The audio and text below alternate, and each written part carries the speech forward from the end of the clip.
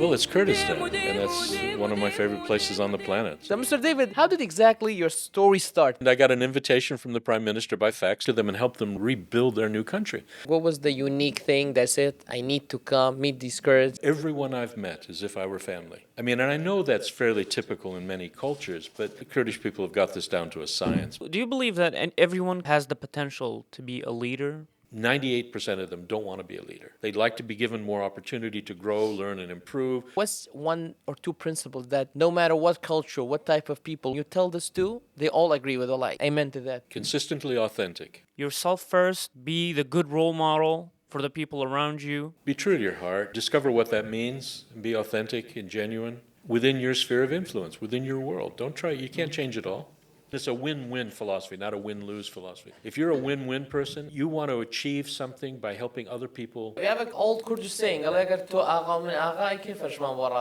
measure wealth and prosperity in my friendships. I am one of the richest people in the world. have you had لفي قارما بتسوي سجر؟ Probably, but I couldn't tell you. I'm not sure if you've had that one. 'Cause Welcome to the newest episode of the Wakhan Universe. This time you brought a guest right from America, Mr. David Lotus, who's a leadership trainer and a program facilitator at KLP, which is the Kurdistan Leadership Program. Mr. David has a very interesting story from being a rebel at a young age, then discovering himself and finding his true leadership inside, then helping more than 50,000 people all around the world to find their potential. He has helped rebuild many large companies and countries from the ground up. He's a visionary guy that's always motivated to teach people how to find their potential whenever he wakes up. He's a very, very interesting guy. I hope you guys like it and get used from it. Thank you for our collaborator, Kurdistan Foundation, for helping us bring on these amazing guests. Don't forget to like, subscribe, and leave a comment. Let's go inside the episode. Mr. David, salam alaikum. Alaikum salam. how's it going, Mr. David? Nice to meet you both. Welcome to Kurdistan. Lovely to be here. Thank you. And welcome to Wakhan. How's life? How's everything? Well, it's Kurdistan, Oh, that's great. and that's one of my favorite places on the planet. So I'm That's glad to be amazing. back. Well, why is that? Why do you love Kurdistan so much? I don't know. I came here in the beginning back in 2012, 2013, and then I've come back and forth a few times doing some training and consulting work. But it's always the people. It's always for me, it's the fact that Kurdish people can laugh at themselves. Yeah. They're not snobby. Yeah. They know what they know and what they don't know, and they're willing to be honest about that. They have ambition. They have a desire to excel and to achieve, which I really like. But it's not like I said, in an arrogant way. But also, I am treated by everyone I've met as if I were family. I mean, and I know that's fairly typical in many cultures, but the Kurdish people have got this down to a science, man. Really, I mean, it's really, really special. Really special. I feel like I've made friends instantly as opposed to needing to work at it. And people have welcomed me into their homes and their lives in ways that's really quite unique. Really, very unique. And I brag about Kurdistan all the time, so. Well, we do like you said, like many cultures say, like hospitality is like a Sure. big part of their culture. But here in Kurdistan, not just for foreigners, even for examples like among us, let's say a guy that's not a part of your family, or even know you know as a friend. But the moment you're in a different city outside of your own town, people are loved. Kaka, come in, come in, let's have a dinner with us. Yeah. So it's a big part of like. Well, I mean, I lived outside the United States for most of my adult life, and one of the things that's always bothered me going home is that you meet someone new. Oh, hi, how are you? Where do you work? Where do you live? What kind of house do you have? How big is it? What kind of car? And they're sizing you up. And then if you meet the standard, and if you measure up according to some thing that they've if you're measured, making six figures, I can be your friend. Then we can be friends. But here, hi, how are you? I'm poor. I'm broke. I don't know where I'm going. I don't have anywhere to live. Well, come on into our house. We'll look after you. You know, it's that kind of attitude. So, Mr. David, how did exactly your story start? Like, it's a very curious resume that you have. Like, when we're researching this episode, mashallah, like, is there anything that you haven't done? It's crazy, man. Like I said, you lived 3 lifespans in one. So, exactly who is David? How did you start? What are you doing right now? I don't know how far back to go other than to say that I grew up in a small town, really a village called Trumansburg, New York. It's 1,257 people when I was in high school. That's it. Wow. We still don't have a traffic light. In that kind of town, my mom and dad were both school teachers, very popular. My mom and dad taught a total of 50 or 60 years between them. Everyone knew everyone else's business. Sport was a big part. It was a tourist area. We had a very tall and beautiful high waterfall nearby. We had, in terms of vineyards and agriculture, it was like really a quaint, beautiful small town. The problem with it is that the opportunity to do things and go somewhere and with your life is quite limited. I came back there after 12 or 15 years, I guess, and I only, of the 110 kids in my graduating class, only 10 of them have been outside the United States. Wow. You know, so what I'm saying is everyone knew everyone else's business, but I was also known as John Lutes's brother. Why? John Lutes. Well, because he was the sportsman. He was the guy that every girl wanted to go out with. He was the amazing, cool-looking, active in everything imaginable. And I was John Lutz's brother. So I was struggling really hard in a village like that to make a name. So I tried to do it with school politics, with academics, with sport. I did quite well. But what happened was that I got selected as an exchange student to go over to South Africa when I finished high school. And who knew where South Africa was? I mean, we'd met some South Africans, but otherwise I knew nothing. And I was invited to go there for a year, stay with 4 families, go to a private boys' school. I've already finished high school, so I'm not learning. I'm not accumulating academic credits. And when I went there, I decided this very conservative small-town boy was going to be a pain in the backside for everybody he came in contact with. I don't know why. The school complained. The club that sponsored me complained. My first host family complained. What did you do to them? I was just a smart mouth, wise guy who wouldn't cooperate and would not do what I was told. And I grew up in a home that my dad was an atheist and my mother was what we would call a closet agnostic.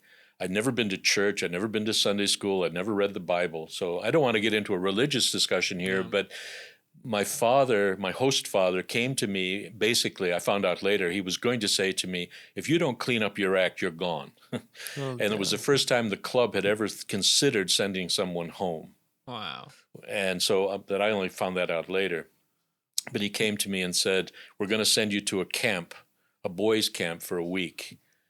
And I looked at the brochure, and it was a religious camp, and there were going to be Bible studies and talks and sport, and more sport. So I was really happy about that. But I basically said, no, I won't go. And he said, well, you really haven't got any choice. So I said, okay. So they took me to the bus station to go up with all the other 100 boys up in the mountains somewhere. And the leader of the camp was a well-known, very successful, popular lawyer who was looking after the camp for a week. And he came to me to introduce himself. And before he could really say anything, I got right into his face, really angry. I mean, right in his face. No, really? And I said, you need to understand something. You keep your religious mitts off me. I want nothing to do with your religion. I want nothing to do with your God. Not a thing. So stay away from me. He described in that book that you've mentioned to me before, he's got his commentary is in there. And he said, he describes me as a very angry young man. Anyway, long story short, I think they were considering closing the camp down by about the 3rd day. I was such a problem. But then I'll never forget it, 7th of October of that month, that year, that the leader of the camp, he spoke about God and about Jesus. And I'm sorry, I don't want to get into a religious thing. No, that's but completely he spoke okay. about Jesus, and I'd never heard this. I didn't know it was real. I didn't know it was historical. I had no knowledge whatsoever. It was a very new field and Well, horizon for you. Well, I'd never been exposed. I'd never even been. I went to Christmas celebrations to get my presents, But that was it. It was just like a cultural event more than a it had religious one. I had never been to church. Didn't even know what you do in church. And he shared about it, and I go, well, that's interesting. Real? He was historical. It was real, and it's relevant. That's interesting. So I went to him afterwards to say thank you.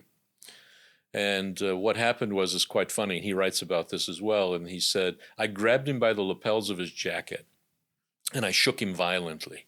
I mean, really violently. Tears streaming down my face. I'm screaming at him. Why has nobody ever told me this before? This is the most amazing news I've ever heard. Tell me more. You've got to tell me more. And he sat down with me and he shared some verses from the Bible and he prayed with me. And he was the first person to ever take me to church. And that was the beginning of my journey. And he became my mentor I lived in South Africa for a total of 14 years. 14 years. Yeah, and eventually I wasn't supposed to. But sorry, one other aspect of this. While I'm there, I discovered that they played baseball. They play baseball. I didn't know they played baseball in there. South Africa. I never imagined they were playing baseball. I didn't expect that at all. And I was pretty good. Yeah. And so I got asked if I would join the local club, which I did. And I did very well. And I'm in the sports section in the back page of the newspaper every day. And then finally, an owner of one of the professional leagues clubs in America was there on vacation. And he watched me play at a special all-star game. And I had a really good day. And he called me to the press box afterwards with cameras flashing and pens poised by the reporters. And he said, son, you got a mighty fine curveball. And I said, well, thank you, sir. He said, I want you to come to Tiger Town in February. Now, that's where you go what they call spring training. If you get invited to spring training, you've got a shot to go pro. Yeah. Nobody gets to go to spring training without having gone through a series of tryouts along the way. Now, he's inviting me to go straight there. And I said, no, thank you, sir. I've got to finish my year as an exchange student because I didn't want to get the religious angle in. And next day, headlines, sports section, stupid American turns down professional baseball offer, They literally wrote stupid American. Yeah. Oh. And so I sent all this stuff home, and another long part of the story was, it's the Vietnam War era. I go back home, I get a full scholarship offer to play baseball, I get 2 professional baseball pro offers, and I am told that I have to go to Vietnam. Oh, that was back in the 70s. It was 1970s, 71, summer of 71. Yeah. And long story short, I got turned down because of a baseball injury. I'm legally blind in my left eye, so I couldn't go to Vietnam. I said no to the 2 pro contracts and no to the baseball scholarship and went back to South Africa to coach and play baseball and work with young people. And so my dad didn't speak to me for about 12 years because he worked hard to get the scholarship and everything else. Man, that's a long time not to speak. I'm just saying that my whole world turned upside down. Yeah. A small village boy who's had no exposure to the outside world and no exposure to religion of any kind. I couldn't tell you a simplest of Bible stories other than Christmas maybe, but it had no relevance to me. And I went back to my small community and find out that I have another world and have another life to live. So long story short on that, I ended up going into ministry, church ministry. I was a pastor in South Africa and played baseball for another 4 years, but that's another story. Yeah, so you were a pastor and playing baseball? Well, I wasn't full-time pastor. I was working with youth groups and doing a lot of speaking and conferences and church meetings. He was like the cool pastor. Yeah, maybe cool. But, that's one funny quick story. I'm going down the escalator in a city center of Cape Town, and there's a teenager in front of me, and he keeps looking over his shoulder at me. He was nervous. I could see. We get to the bottom of the escalator, and he stops and plucks up the courage and turns to me and says, Whoa, far out. You're Dave Lutes, the Christian baseball player. Oh, and I go, yeah. And he goes, oh, wow, heavy, groovy, whatever the word was back in the day. And he ran away. And I said, no, wait, I want to give you my autograph. That was it. I just wanted to say hi. But that launched me into the limelight.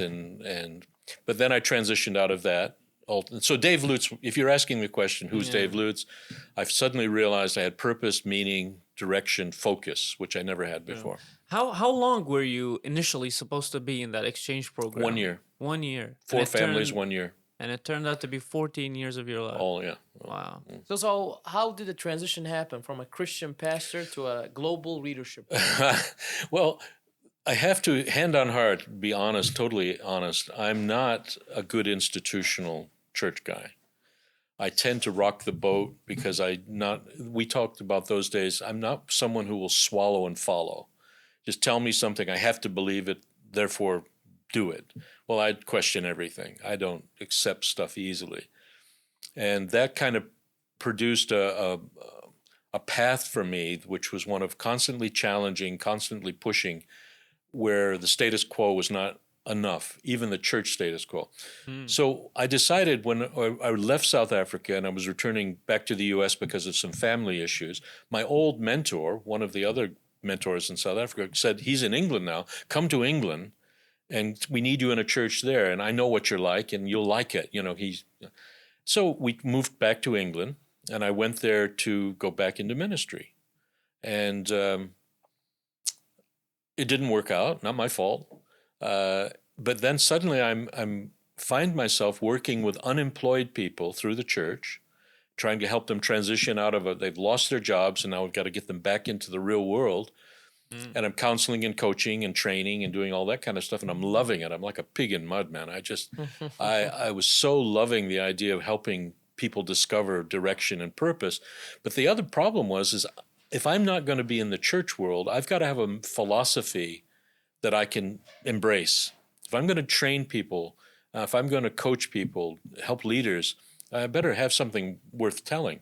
So I got connected with who was known in those days as one of the leading gurus on leadership development. And he was the father of total quality management, for what it's worth. He helped the Japanese after World War II, blah, blah, blah. His name is Dr. Deming. And I was invited to go to a meeting, a workshop at Cambridge University to learn more. And by the time I'd finished the meeting, I was hooked. He had things in his philosophy, his management, leadership philosophy, drive out fear, break down barriers, restore joy and pride of workmanship, leadership par excellence. He was just, and I go, yes, I can do this. And I then shared at another workshop, and the collapse of the Soviet Union had just taken place, and somebody heard me speak at the workshop. Now, what I said was dangerous when it came to content. I was just a learner, very new. But they invited me to come to Prague in the Czech Republic, 1991, to speak at a conference where leaders from the former Soviet Union were going to meet with Western sponsors to talk about how they could rebuild their lives, their countries. And I was invited to speak on Deming, Dr. Deming's philosophy. This is the guy, right? That's him. Yes, it is. And I got to the Prague conference, and I'm on the opening session with hundreds and hundreds of people, and they bill me on the agenda as Dr. Lutes. And even though I stood up in front of all these people and said, I'm not a doctor in this subject, I'm barely a student, didn't matter. I'm now an expert, Yeah. And at the end of that week, after doing some workshops that were packed, I was so surprised. A delegation from Lithuania came to me, and they bowed to me like I'm somebody really special, like I'm royalty. They could have kissed my ring. It was that serious. And they said to me, we'd like you to come to Lithuania and help us rebuild our new country on the principles of Dr. Deming. They want you to rebuild Lithuania. Rebuild their country. So I remember what Dr. Deming said to Ford Motor Company when they asked him the same thing. If the top owners are not there, there's no point. And so I said to them, well, if the people at the top don't invite me, well, then there's no real point. And they said, if the prime minister invites you, would that be okay? Of course. What do I say? I think I also accept that. Yeah, so I did. And I got an invitation from the prime minister by fax the next week with 80 of the top people of all sectors of society, including the church, to come and talk to them and help them rebuild their new country. Well, anyway, it didn't work out for lots of other reasons, but the main one was that I found out later the prime minister was arrested for prior collaboration with the KGB. So she was in jail, and the guys that came to invite me were in jail or disappeared. So now I'm stuck. But what it did is it launched me into this world of people who want to rebuild their lives, want to rebuild their countries, want to rebuild their companies, want to develop leadership competency and skill that will help take these places forward. And I'm suddenly right smack in the middle of it. So I start getting contracts with World Bank, UN, United Nations, with USAID, all these funding agencies, and I'm now on the list of being both the trainer, and then I go in and I train people, and they say, well, we're not ready to do what you've taught us. You need to come and help us change our company. So then I work with senior leadership, or I go in as a consultant, and then I come back in to help with the training. So this went on and on and on. And I worked in Lithuania, I worked in Czech Republic, Hungary, Poland, had secret meetings with the leader of the Communist Trade Union in Poland, which was fun. I'm in underground nuclear bunkers in Lithuania where a Swiss spy was with me and I didn't know he was a spy. I'm getting stalked by the mafia in Ukraine. And that was my life. But in the middle of all this, Dave Lutes, all I wanted to do, and this is my heart, I wake up every morning, I truly do. I want to help people learn, grow, improve, and find their purpose and their meaning and their direction for their life and career. Now, I happen to have a Christian sort of perspective on that, but I couldn't go around beating the Christian drum throughout the former Soviet Union, so I had to adapt and adopt a new way of telling the story, but it still has the same value. I want to help you learn, grow, and improve and find purpose, meaning, and direction for your life, and that's what I've been doing ever since. But Mr. David, it's an amazing story, and your purpose, of how you want to help people and give them a purpose and give them the opportunity to grow and thrive. It's an amazing way, and I think you can say it's a definition of leadership, right? I want to know, how do you define leadership, and what's your vision about it? I'm going to cop out of that one a little bit because what I'm saying isn't new. There's a big push all over the world right now for the best companies and the best leaders to adopt a mindset and an approach called servant leadership. Now, that doesn't sell very well in the Middle East, hasn't sold. I started talking about this back in the early part of 2008, 2009, 10, when I worked throughout the area, or the region, because the concept of a servant is not really a healthy one in some cultures. But what I've begun to do is redefine that to say it's about investing in your people. It's about investing in improving process. It's about making sure that if you've got somebody working on a process, that you give them the skill and the knowledge and the tools they need to make it work.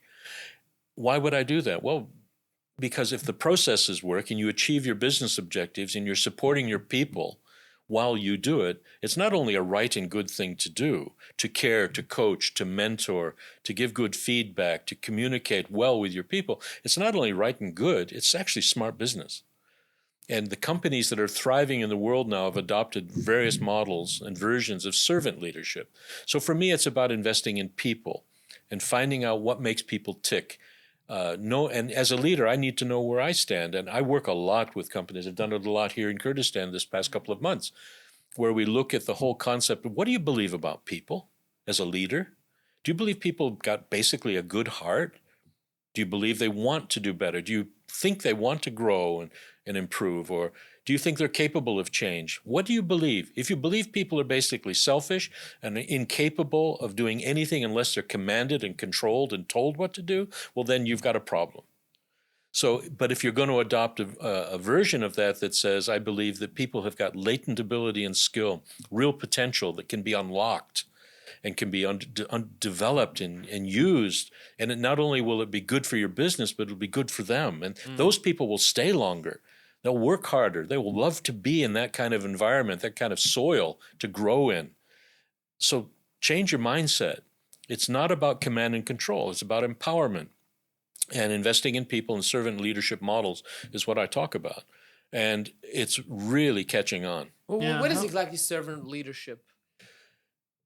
It's adopting an attitude that says, you don't work for me only. You have to honor the gifting and the calling, if you like, or the sense of purpose that you have within yourself that needs to be fulfilled. If you can find a sense of fulfillment about what you do, how you're going to use your knowledge, skill, and ability that you've got picked up from life or from college or university. If I can tap into that and help you to unlock that I'm serving the greater good. I'm serving your need to be whole, to be complete, to find purpose, meaning, and direction. That's the model of servant leadership. Don't you think that's usually easier to do in like small institutions and companies Absolutely. where like 10 to 15, 20 people, but like in big corporations and institutions, it's tough. It's very, very hard. It's really tough. And if I'm famous for any phrase in the Middle East, in all the countries, I've worked in all of the countries here. I keep saying, don't boil the ocean, boil a teacup.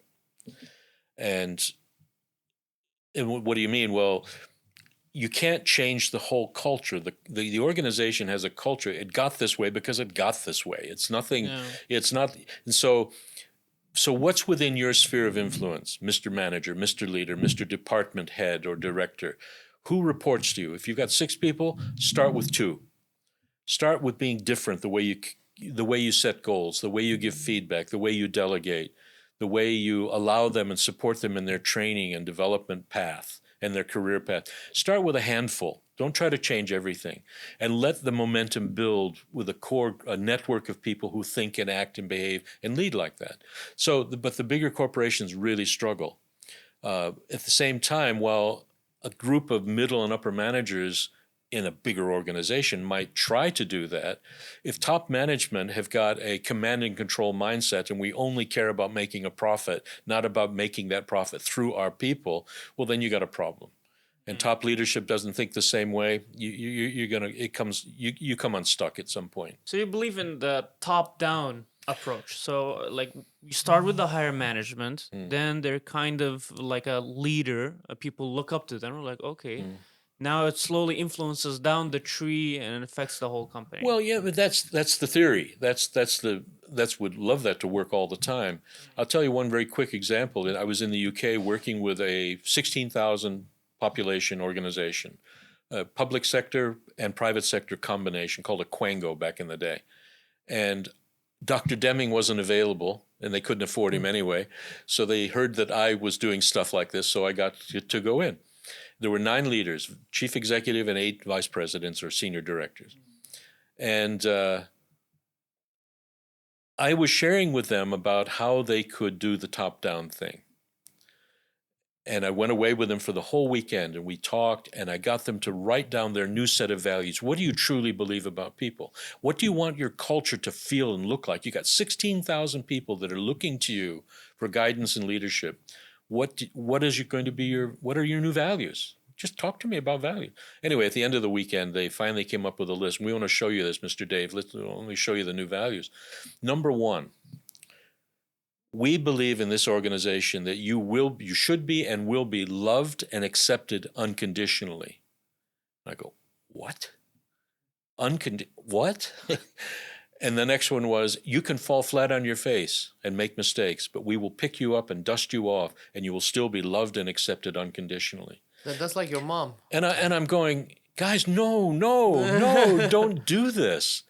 They said, well, what do you want us to do? And I said, well, and please, whatever you do, don't go public on Tuesday with this, because you're going to lose everybody, because if you don't live that out, you've got a crisis on your hands. Yeah. They're already complaining. There's already gossip and grumbling.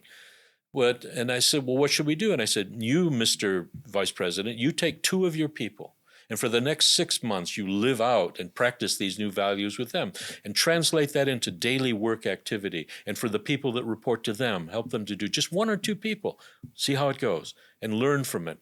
Let the momentum build because of good leadership, good management style. Well, they didn't listen. Yeah, so they went public with it. What a surprise. They went public, and only one of the vice presidents did what I recommended. I got a call from him about 12 months later. 6 of the 9 were gone, including the chief exec. Wow. And he was now being put into the chief exec's role. And he said, can you please come in and help me do it? I think you've heard. I said, I think I've heard. I've seen it on the news, dude. This is all over the show that you've completely blown it. He said, well, I need you to come back and help me boil one cup at a time, please. So that was a very good example to me of how top down. Now that's 16,000. I've worked in organizations that have 46,000. 16,000 is enough.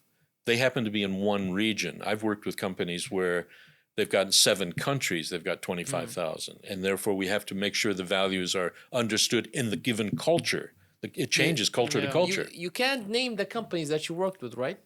Which one? The one in England? Yeah, like for example, let's say what the biggest ones that you worked with. Like for example, I can name one. Like what's You heard about the World Cup in Qatar a few years ago? Yeah. The company that built the transportation system there, it's called AECOM Technology. Yes. And I was the director of organizational effectiveness and training for AECOM back before they did the World Cup. And then in those days they had 28,000, then they moved into 46,000 people. And I helped them to build their model so that they could become regarded as an employer of choice and get the certification, recognition that they were an employer of choice. So my job was to do what I've just described that other stupid company didn't do right, to try to help them do it on a small scale, starting in Los Angeles and do it some other places. Mr. David, let's look at countries. Yeah. Can we look at countries as big corporations and institutions? Or like, is it different? For example, let's say there's a lot of corruption in a specific country. Let's name this country X, so nobody gets offended. No, but there's a guy that runs X. There's a guy. Sorry. Yeah. Okay. Let's name Y. That was... Okay. So, for example, the corruption is so much that it has infiltrated the people too. It's in the roots. For example, even if we get a good manager, the people are corrupt, they will like corrupt him too. How do you fix like a corrupt country? And in your experience, is it possible? Is it like needs a big revolution, like everyone dies and then some new people come? Like, how does it really work? My first recommendation was don't try. Oh. No. I mean, you've got to, for me, it's always about grassroots. I've been in the religious organization at a fairly high level, and some of them wanted to get rid of me because I wouldn't play ball according to the rules. Now, we're not talking corruption, but we are talking about policies and practices that are about exploitation, about manipulating communities and society for the end of for the betterment of the institution. I'm about the people. I got to get my hands bloody and dirty. I've got to get down. At the end of the day, you've got to go home and feel good about what you do, what you did, where you're going to be tomorrow. I'd like you to wake up tomorrow saying, I'm looking forward to going to work. I work all the time again at a lower level, but I try to get top management to adopt it. A country, I'm not going to go there. I've worked in 12 countries where transformation of the whole country was at stake, and I didn't win at any of them. Really? No. Well, what do you think the biggest obstacle is in every country? Like in all of 12 of them, what is like the common thing? Can you mind if I quote a Bible verse from you? No, that's good. Take Jeremiah, the heart of man is desperately wicked and deceitful above all things. Who can know it? Who can change it? If God doesn't start the revolution in one person's heart and join them with another person who's had a revolution in their heart, it's not going to happen.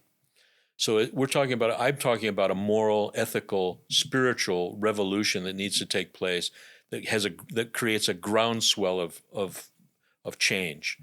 Unfortunately, if the top of the government, if the leadership is basically corrupt and it's immoral and unethical and it's all about manipulating the masses to achieve their political aims or philosophical ends, well then people are going to die. People will. Especially if you're making a stand on a moral principle, ethical principles and values, to say, I will not compromise on these. I've met people and I know people who've been killed for that. So I've never been put in that position yet, but I know that I will always like to say, Lord, am I in a position where if I am challenged by the top to do something where I compromise my heart and my values and my standards, what will I do? Will I have the grace? Will I have the ability to say no regardless of the consequences? So I don't have much hope unless there's a groundswell of moral, ethical shift in values at the grassroots level. We have a like Quranic verse that's very similar to that. There's I'm talking with someone about it just the other day. لا يغير الله بقوم لا يغير الله إن الله لا يغير ما بقوم حتى يغيروا ما في أنفسهم. Like God won't change in a people until they change what's in themselves. There you go. Yeah. There you go. So Start with me. I mean, this is what I've said to my own community, what I've said to the companies I've been a leader in. You know, I don't dictate as a command and control emperor or a dictator, you must change. If I don't lead the change, if I don't demonstrate it by myself, I mean, I've often said to Christian and other non-Christian friends, people don't read the Bible, they read me. exactly. And I'm now writing another book, and maybe it'll come out, and I might be dead by the time it's over, and the Christians will have killed me on this one. I'm talking about the church has left the building. Get out of the ceremonies and all the institutional stuff, and get out the door. Get off your backsides. Get off your knees. Get off your pew where you're sitting in church, and get out the door and be part of God's answer to your own prayer. In your own community, in the teacups around you. Do it there. Don't try to change everything with a massive message from some big stadium. Start with the people, your neighbors. Start with the people next door. Be something, live something, demonstrate it.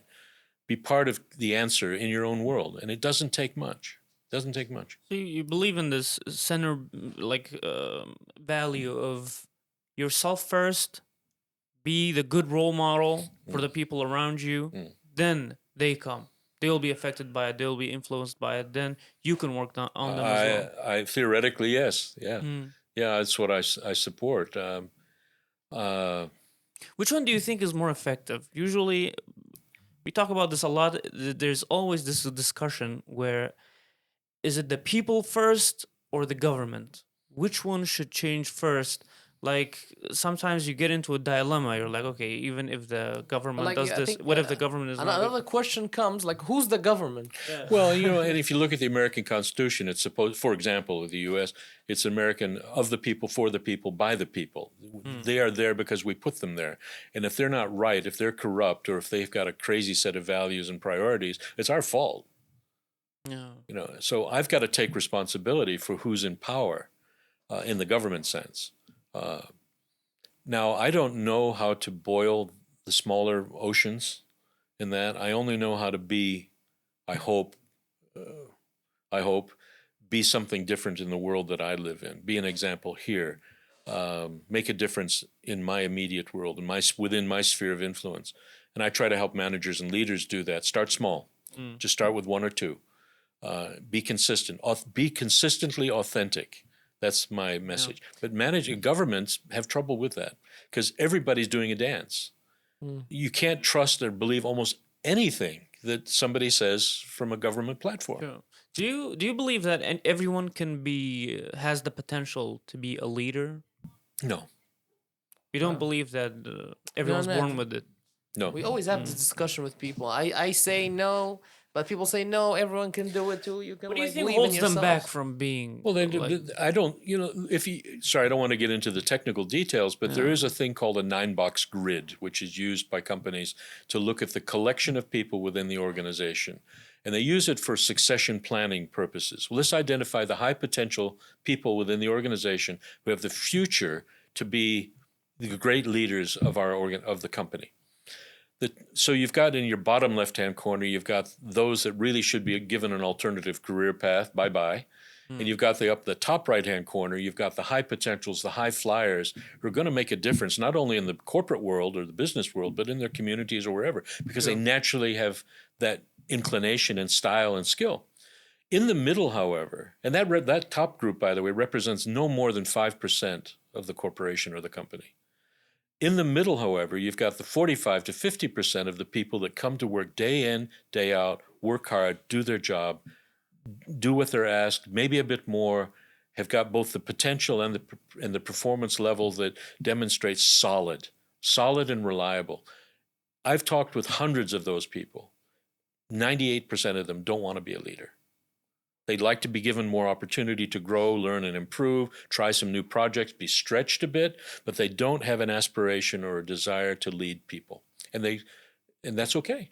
That's fine. They are the heart and soul of the organization. So it's just the fact that they don't want to be leaders. Well, themselves. I mean, they may have potential that's been unrecognized or untapped, and so we have to create opportunities for them to maybe show their stuff and to unlock that potential, then we might discover, but the percentage is very low. And it should be low. And we have a old Kurdish saying, "Allah agar to agha min agha, I can't finish my waracha." And he said, if you're a king and I'm a king, so who's gonna put the Carpet down for us. carpet down for us? A good question.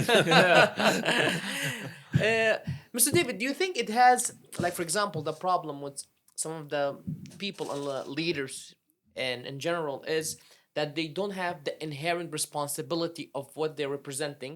And this can be anything. For example, when I go outside, let's say when I come to the US, I feel the responsibility that I'm not just coming to the US as Muhammad, I'm coming as a US as a Kurd. These people are not very aware with Kurds, they don't know a lot. So for example, their only experience of ever meeting a Kurd is me. So I have the weight of a whole nation on my shoulders. So if I talk bad about fish and chips or something like that, people will think all Kurds are like that. And it can be anything. The identity can be like about Muslim, a Christian, a Kurd, any other belief. So do you think the problem is people don't feel that inherent responsibility of to carry the banner? To carry the banner, exactly. Yeah. But before you answer that, are you the best choice we've got? Well, maybe. Okay. Yeah, I don't. I feel like as an American, I'm constantly having to apologize Yes. when I go different places and be something different, not be the classic American. 75% of Americans still don't have a passport. They don't know. They don't. Well, maybe it's down to 65 now, but that's crazy. A lot of people don't even know where Kurdistan is. They've never heard of it. Yeah. It's one of the stands, which must have been part of the former Soviet Union. Kazakhstan, Turkmenistan, Argentina. Nah, man. But that's the way people think. No, I would be willing to bet, and if I get shot, you'll know why. I would be willing to bet that Donald Trump has no idea where Ukraine is. Really? Probably, maybe now, but he never did before. So, but the sense of obligation to be the best version of a Kurd, that to me is a calling.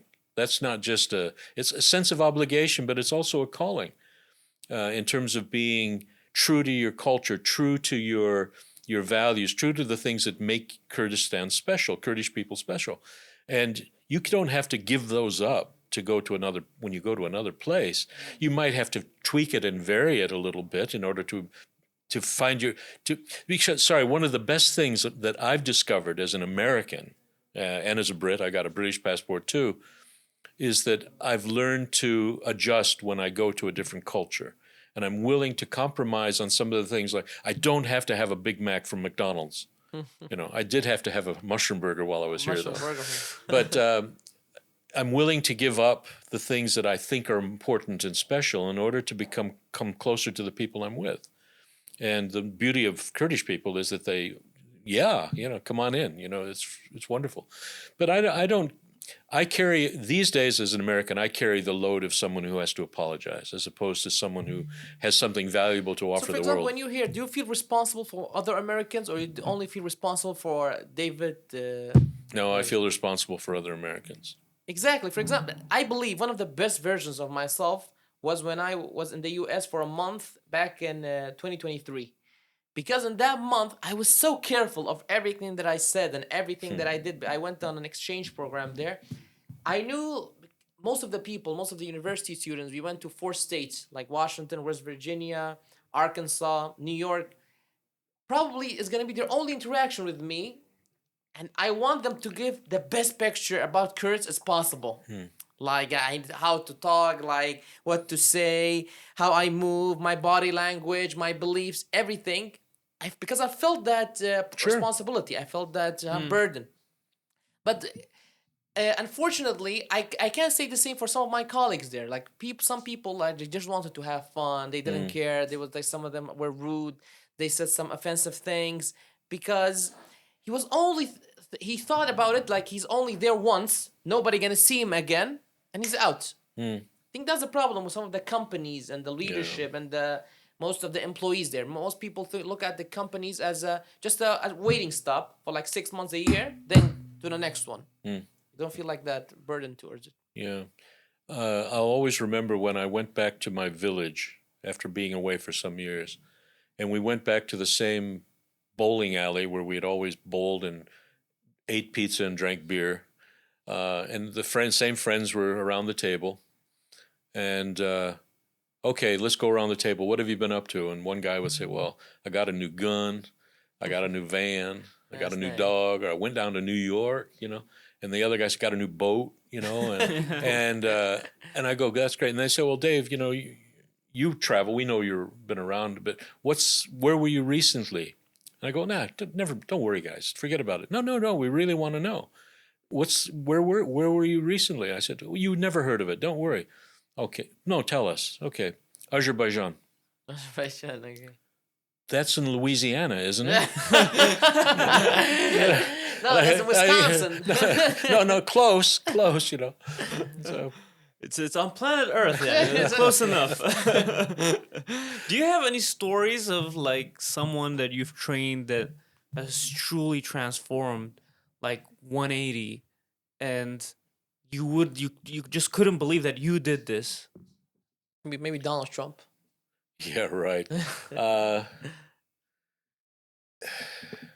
Like your biggest success story, maybe. Well, I happen to be in the training room and in the public eye, so you kind of, there's an expectation that you're going to have an impact of some kind. There's one guy, and it was interesting because he didn't know what he wanted to be. And that was a question that back in the day, there was a lot of people asking, who do you want to be when you grow up? And then somebody would say, Dave, you want to give your opinion? And, oh, by the way, Dave, have you ever grown up? Start with you. But it was a question of, there's a methodology that I was taught and I learned, and it had a great impact on my own life that I tried to use with him, and it worked. And it was basically, I sat down with him because he wasn't sure. He was in his mid-20s. He felt like he'd been wasting time. He was kind of spinning his wheels, the way he described it. So I said to him, let's do a process here. I want to talk about, when was the first time you, looking back, the earliest days of your life, when even looking back on an event or something that happened, you get tremendous pride right now, or that you smile right now, or you get a sense of good feeling that was good. Even though your parents thought it was stupid, your friends thought you were crazy, you look back on it and you say, yeah, that's good. Let's look at it 5 years later. Let's look at it 10 years later. Is there a pattern that emerges? Well, what I found out was that they were in a American sort of thinking, which says you finish high school, you go to college, you get married, make money, get a job and make lots of money. That's the pattern. Well, he didn't.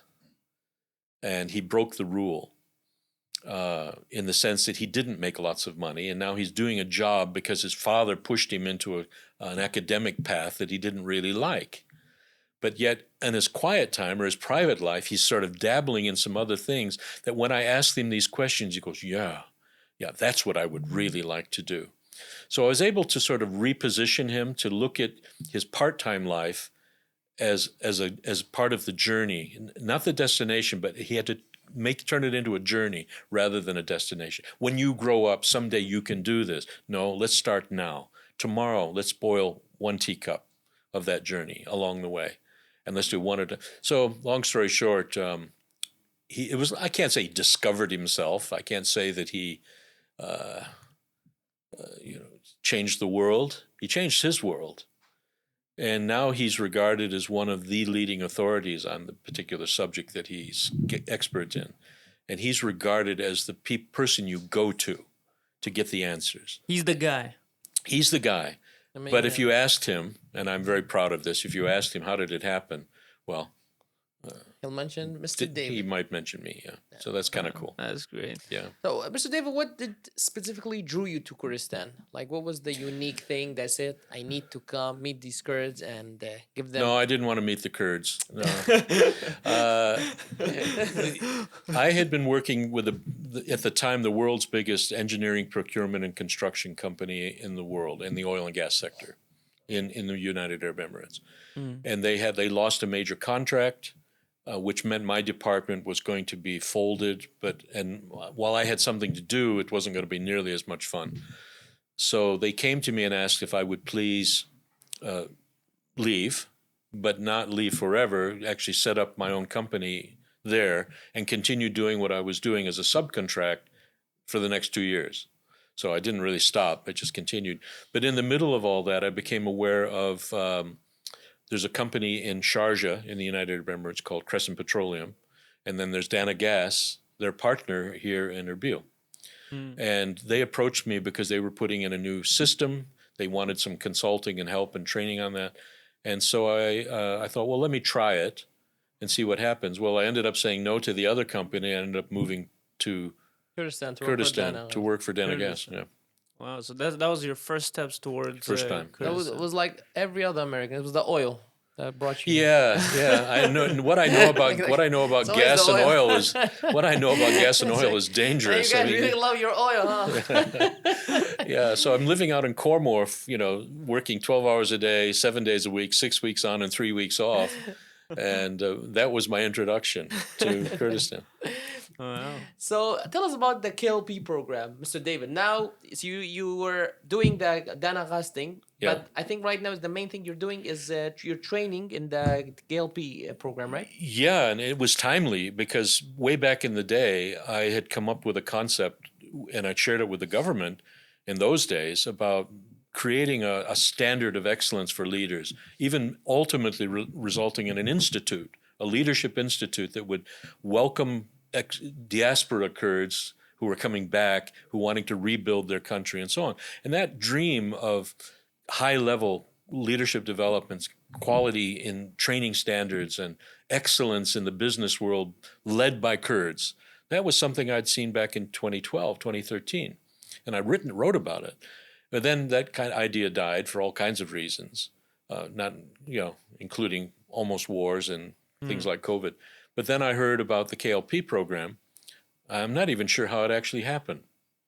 But we connected up, and I began to realize that they had the same vision, but now they'd actually doing it. They were going to build an initiative that was going to develop the capability, the leadership capability of a nation effectively. And they were going to do it with some backing, which is helpful. And they were going to do it with a leadership model that is regarded as superior.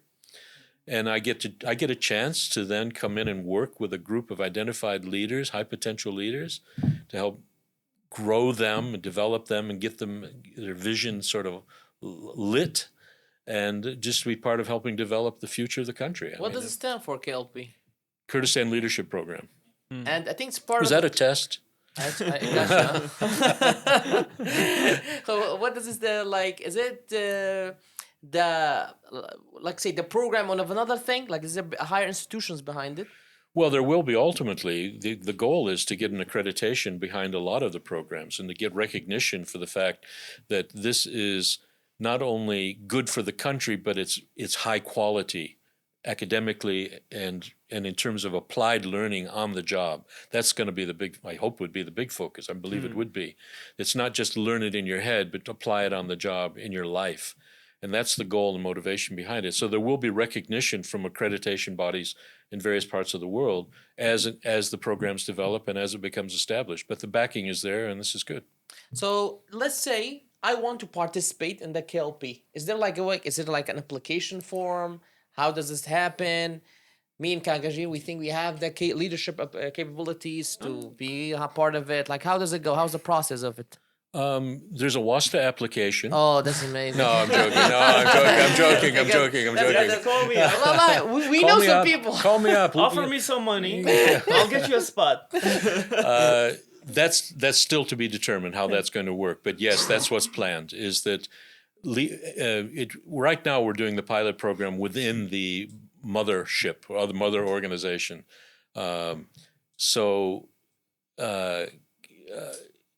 Ultimately, the goal is to offer paid participant. You pay to come. You pay to join. It's not just a company could send people and would pay for their people to be there.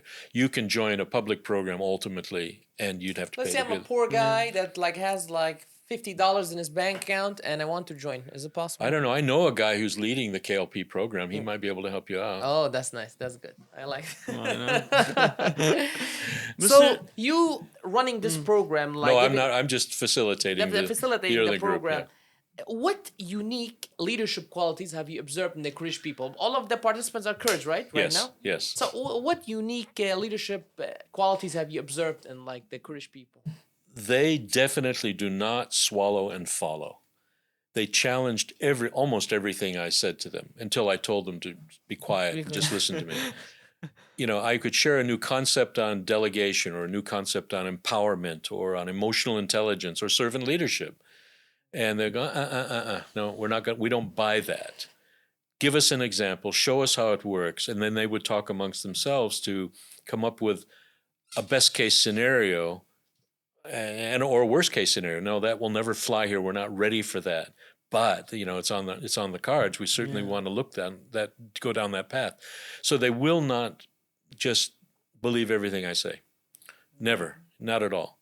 And the thing is, it's nice to see passion when somebody wants, it's both intelligent response as well as passionate response.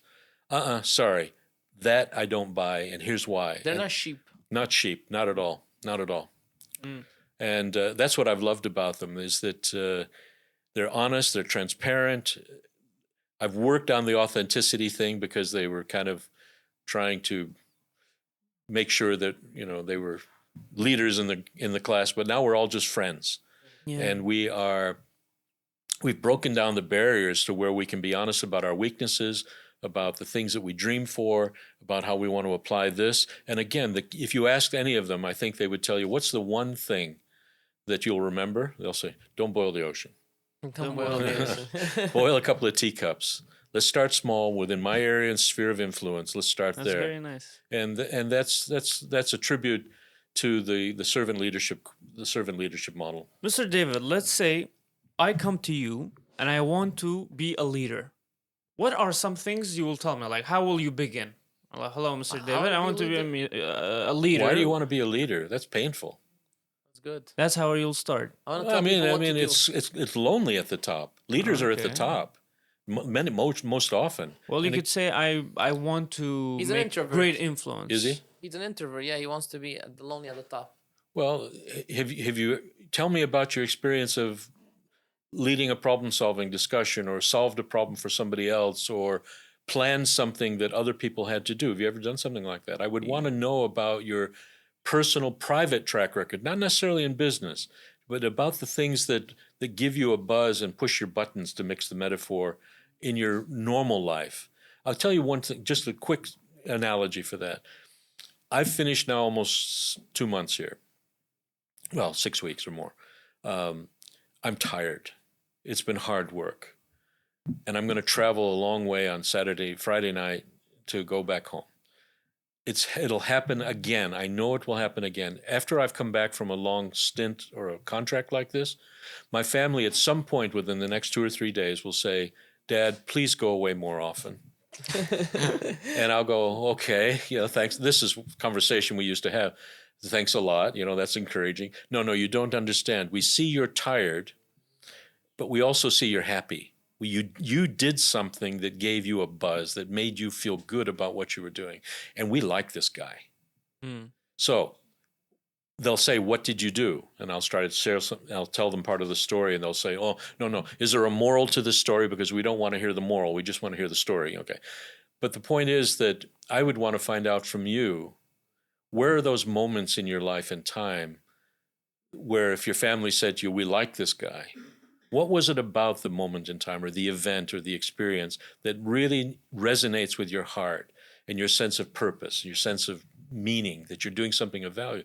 That for me is the core of real leadership, that you do it not to manipulate, not to win. It's not it's a win-win philosophy, not a win-lose philosophy. If you're a win-win person, if you want to achieve something by helping other people get there too, that's what I'd like to find out from you. And it doesn't have to be on a grand scale. It can be, in a sports club, in a family gathering in your community, something. It can just be that thing that when you think about it, look at it, you say, yeah, that was good because I was able to do something that I value, that I believe is important, precious, dear, whatever the word is. You know, we want to get too touchy-feely on that, but if it gives you a buzz, gives you a sense of momentum and purpose, then I want to find out about it. And it's not just about solving big corporate problems. Do you care about purpose? Purpose, meaning, and direction. That's, by the way, the subtitle of the third book that's going to be out this year. So, Yeah, man. The third book. Man, yeah, it's man's called getting Passion books out for fun, man. and Excellence. It's called. My man just getting books out for fun. So yeah, that's what I would want to find out, because it's not whether you can control a team or whether you can make a profit. That may be part of it, but at the end of the day, what's the level of respect and what's the degree of authenticity and transparency that you were able to demonstrate? For me, that's the qualities of a leader. The why is important. Once the why is there, you can bear anyhow, basically. No, let's do something fun. Let's do something fun. Okay. You become the leader. I become the employee. I have a problem. Try to solve the problem for me.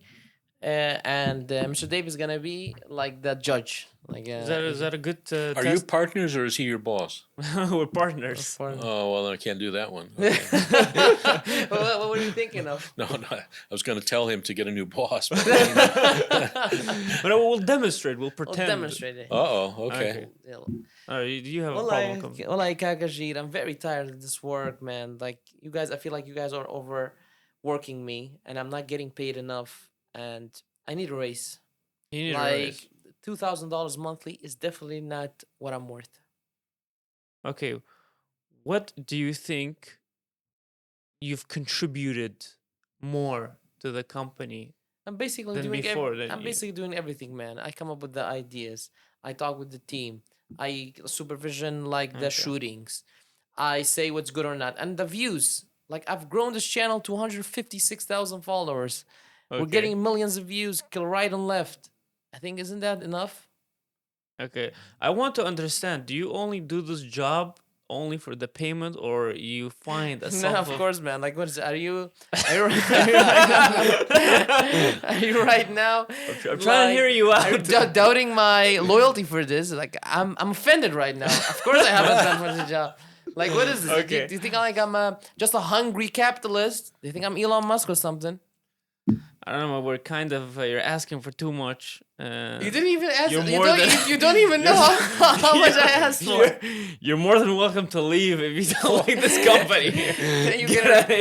You're gonna regret this. Do you want me to hold the door as you leave? Or? I'm gonna start another podcast and talk bad about your podcast. I'm gonna be the end of this podcast. I don't think that would be something moral to do. How did that go, Mr. David? Well, not well.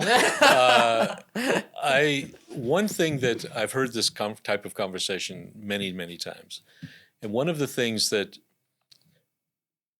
whether you're leaving or whether you're staying, you're still selling your potential, you're selling your value to the employer. Now, how you go about that is important. So if you have an honest, open, transparent conversation with the boss about this, and it's reasonably honest, one of the things I would recommend, if somebody like you is overworked and you believe underpaid, probably not, but anyway,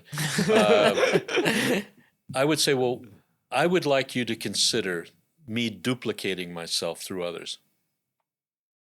Oh. I would like to take two of my people and spend time nurturing them, coaching them, guiding them, so that we can take the best of what I have and invest it in them and unpack their potential and their worth and their value to the company, not only for themselves, but for the company. And so you're going to get 3 for the price of 3, but it's good price. That's good. You know, so it was a matter of, I want to pour myself into others to help them do it the way I've done it. I am getting burned out, so I need to unload some of this, but I want to unload it with quality. I don't want to unload it just with dump the tasks on somebody else. I want to unload it by investing in my subordinates and a couple of subordinates, and then give me some time to do that, to coach and invest in them, and let's turn their potential, turn their new skill, turn their new motivation into outcomes that are good for the company. So then you're selling your ability to replicate yourself, as opposed to okay, fine, go. I'll still be overworked, but still pay be- me more. Yeah, but you can justify, if I'm multiplying not only the output, I'm also multiplying the revenue. I'm also multiplying the profit. Yeah. So can we then talk about a bonus structure that's related to stretch goals and performance goals, as opposed to Very just doing smart. your job? Man, I always live my life based on a rap bar. It's like more money, more problems. Bring on the problems. Yeah. Wow. That's deep. That's very deep. It's almost as deep as don't boil the ocean, boil the tea. yeah. Not quite, but it's close. It's close. It's up there. It's like the Azerbaijan and Louisiana one.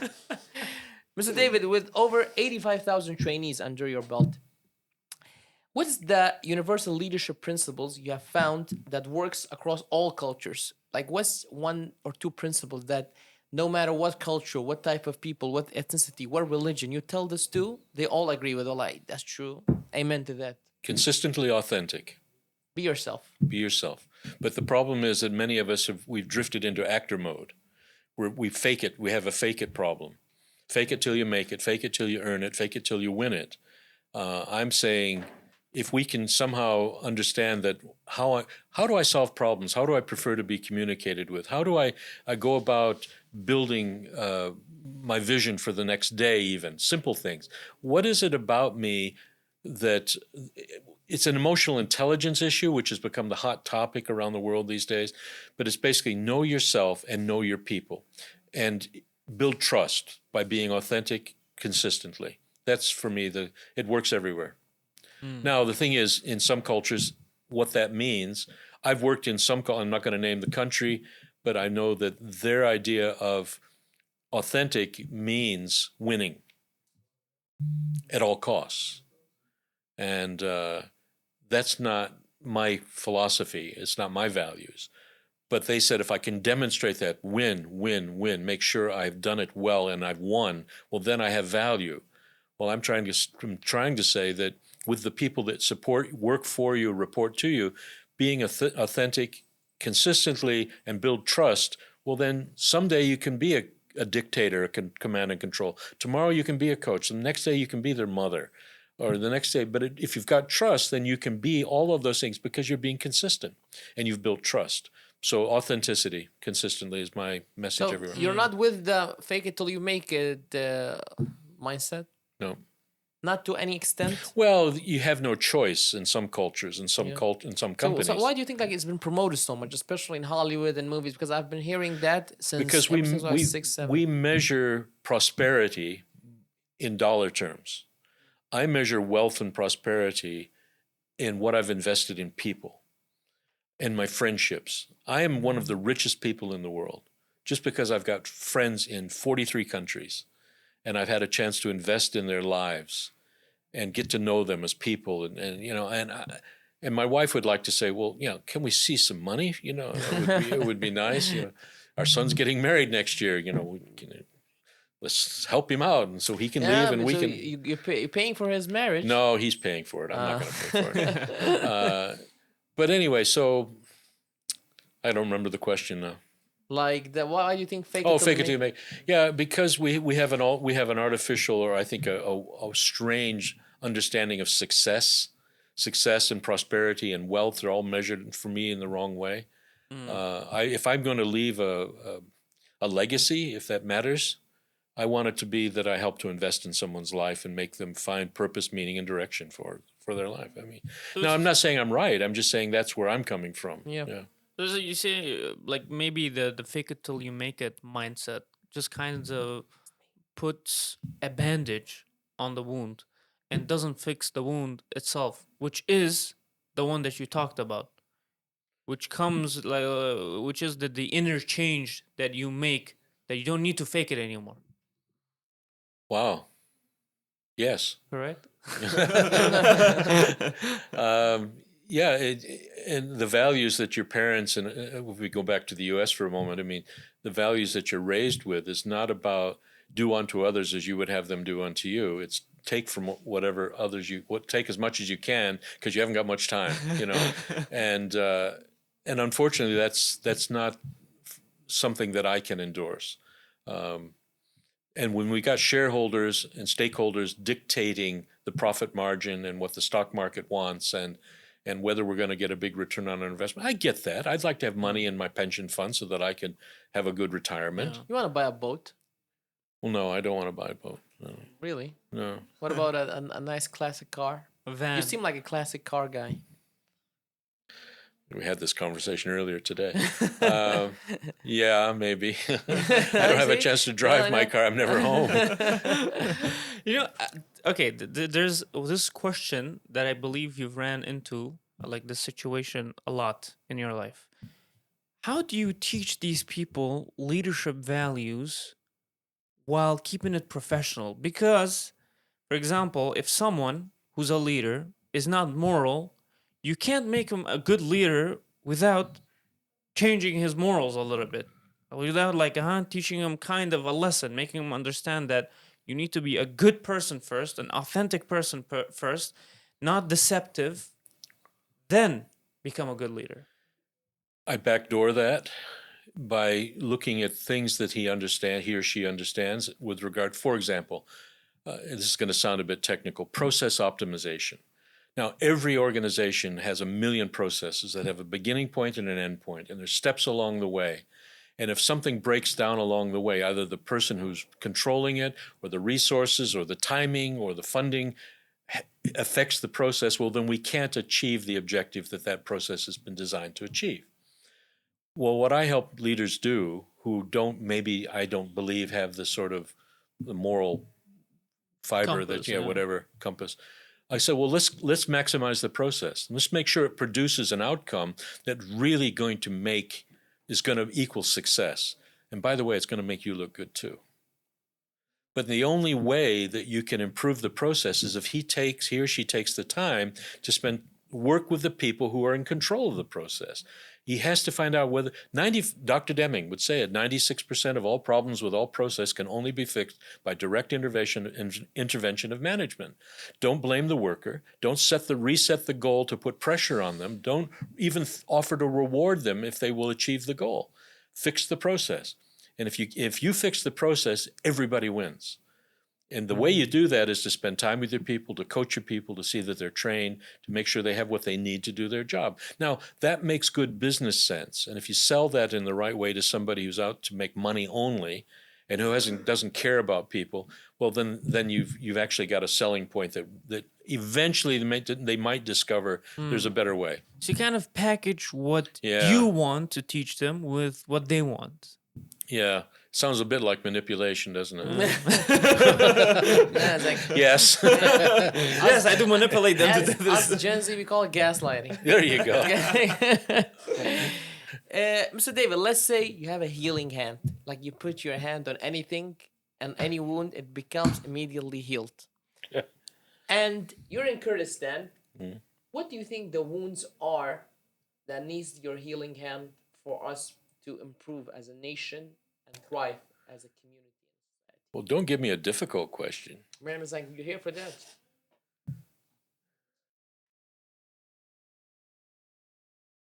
Huh. That was a good question. Huh? It was a very good question. Yeah, I came up with it on the spot. Did you really? I did. You had a revelation and now you're passing it on to me? I swear I did. This is good. I would think that there's got to be a recognition of the talent at the younger age that exists and not just pay lip service to their development and their nurture and their unlocking of their potential, but it has to be real. It has to be translated into real jobs with real impact, with real reward and recognition. And it's not that let me burn them out until then we have to go and find somebody else. There has to be a recognition at the top that investing in people is truly smart business and not just a nice and good thing to do. But the two have to go hand in hand. So I don't know how to do that. That's a change of heart issue.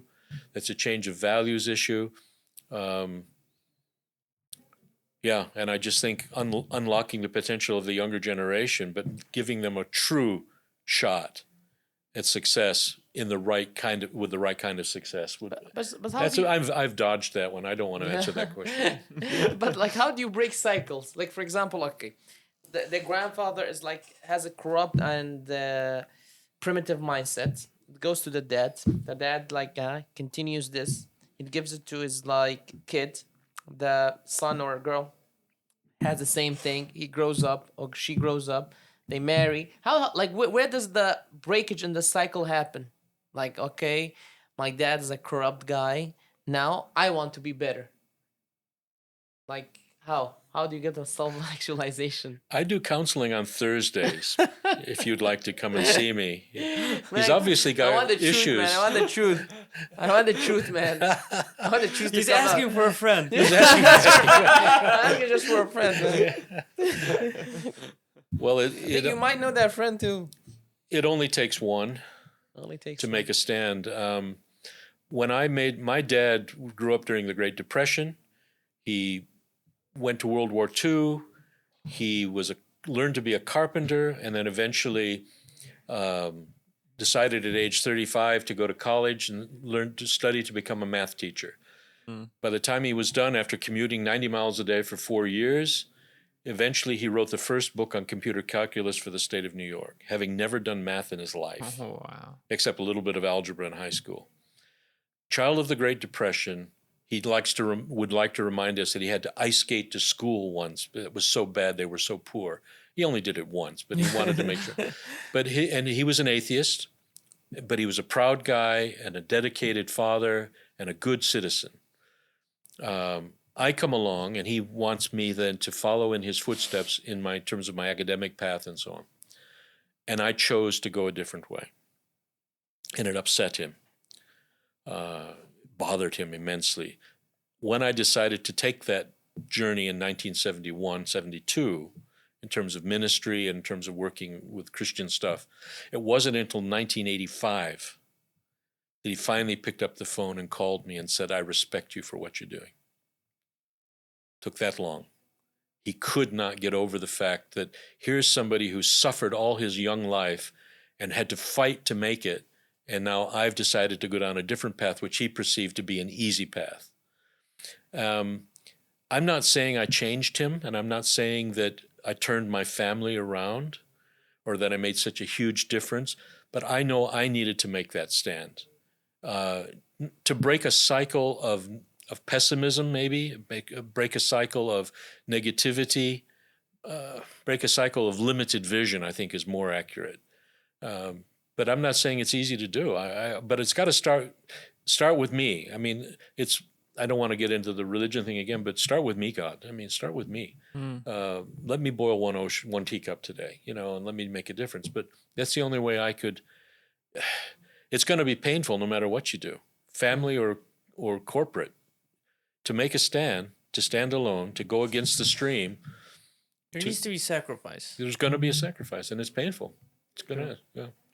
I wish I could give you an easy answer, but except come and see me on Thursdays. I do. That's good. That's a good one. Is the rates affordable? We can work it out. I know a guy that's running Idea. the program. What role do you think faith plays in leadership? Like any type of faith, any religious? Well, it's got to be both an anchor and a compass. We talked about compass before. True. And there's going to come a time when the waves come and you get spun around in the waves and you don't know where to go. So you've got to have a compass that is reliable and that you've proven to work. But at the same time, there's times when you got to throw the anchor and let it hold you still until you can ride out the waves. So for me, anybody who has a set of values that has touched and changed their life at the core, I'm not talking about religiously performing something, and that's the same in all religions, where I can do my weekly duty by going to church. If that belief system, if I could put it that way, doesn't translate into ethical and moral decisions in my daily life, and the way I treat my children, and the way I treat my neighbor, and the way I drive my car. Ooh, this is reveal. That's a problem. Driving cars. Man, what are you saying? We're great drivers. Yeah, I know. There's a lot of faith involved there, I'll tell you. So from that point of view, if you don't have the anchor, don't have the compass, for me, then, yeah, It's a rocky road. But you've got to be consistent with that, and stopping and changing, or convenient compasses and convenient anchors. It's got to be a way of life. It's got to be something that's part of who I am, not just something I turn on and off when it suits me. Kind of provides this cushion to always lay back on a little bit and know where you're going. Yeah, thank goodness. I mean, I don't know. Amen. Amen. Amen to that. I mean, now for the most important question, Mr. David. In all of the countries that you have visited and all of the cultures that you have been like mixed with, what was your favorite one? Okay, we're talking geography, food, culture, As a whole package. Weather. As a package. As a general sport. a whole package. Average. Like that, you get one package. Well, I've had a very limited experience with Kurdistan, but in terms of culture, people, it's way up near the top of the list. In terms of that mix of things, climate, food. South Africa? South Africa, yeah. Yeah, man, there's a South Africa. Cape Town especially. If I flew into Cape Town tomorrow, I'd be crying before we landed. Yeah. We hosted Mandela's grandson. Oh, really? Recently. Okay. And he was talking about it. He was like, "It's the best country. Oh, you yeah. should You almost definitely convinced visit." me to move there. Yeah. No, people complain about the crime and stuff, but there's crime in every. I live near the second most violent crime rate city in the country in the U.S. Anywhere you go, you be careful where you go, and it's the same in Cape Town, for example. But I'd go back in a heartbeat if I could. But man, you gotta admit, like Kurdistan is one of the safest Oh, places you've been absolutely! to. I am very Like surprised. you can walk around with like a kilo of gold at like 3 a.m. Nobody would say. They'll probably just say, "Kaka, watch out, like you're walking the road, just go on the side." Well, I did ask him if he could spare some. But, What about the food? We always ask our guests the food, man. Mr. David, everything I'm you said. Italian I don't know. I've got Italian DNA somewhere. Man, don't ruin it at the end, man. You said everything great right now. You gotta compliment. I the can't food. even name some of the food, and I've tried a lot of them. Have you had sarupe? Have what? Sarupe. Yes. Was it good? Not bad. That's good enough, man. You gotta say great. Hey, look, my wife's Ukrainian. I've got to talk about Ukrainian food because now that I'm 25 years down the road, it's amazing. I'm sorry for saying I didn't even know Ukrainians have their own foods. Like I thought. He just talked about before the podcast. Like, he talked about. I'm just gonna say it. I've never heard of He Ukrainian talked about food. a meal that his wife took like 3 days to prepare. Yeah. 3 days to 3 prepare. days to prepare one meal. Isn't that Has insane? lightning ever struck him publicly? I don't know. That's a lot of effort. What was it? What's the meal that takes 3 days? Oh, golubцы, borscht, solyanka, permeni, I don't even know what are these vareniki. things. These are it just goes on and on and on. Are you just saying random words, or are they actually? No, like they're actually. My wife, if she hears this, she'd be very proud of me. Is But it I like- actually pronounce them right too. Describe it in normal English. What is it? Well, vareniki, Yeah. it's like a dumpling. It's a stuffed dough, Yeah. handmade dough. You can't buy them easily, but you get the dough like cookie dough. You stuff it with onion, meat, spices. Isn't that just dumpling? It's vareniki. It's vareniki. I'm sorry.